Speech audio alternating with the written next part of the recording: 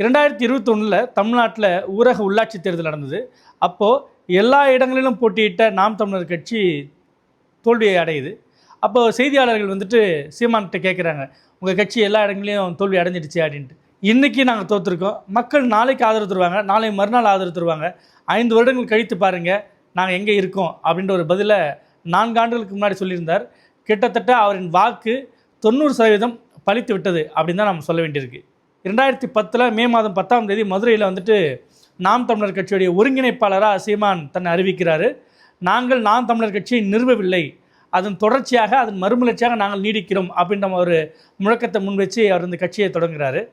2011ஆம் ஆண்டே சட்டமன்ற தேர்தல் நடக்குது.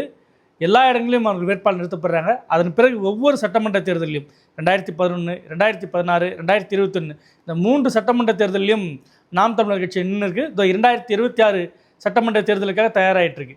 அதே போல் 2014, 2019, 2024 இந்த 3 நாடாளுமன்ற தேர்தலையும் நாம் தமிழர் கட்சி களமாடியது.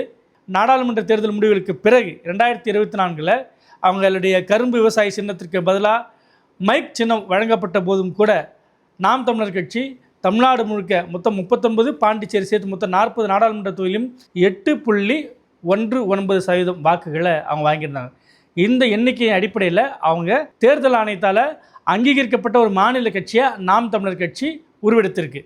இப்போ அந்த கட்சிக்கு அந்த கரும்பு விவசாயி அப்படின்ற சின்னம் நேரடியாக ஒதுக்கப்பட்டிருக்கு. தனது கட்சி ஆரம்பித்ததிலிருந்து கடைசியாக நடந்து முடிந்த ஈரோடு கிழக்கு இடைத்தேர்தல் வரை மொத்தம் 29 இடைத்தேர்தலிலையும் போட்டியிட்ட ஒரே கட்சி நாம் தமிழர் கட்சி தான்.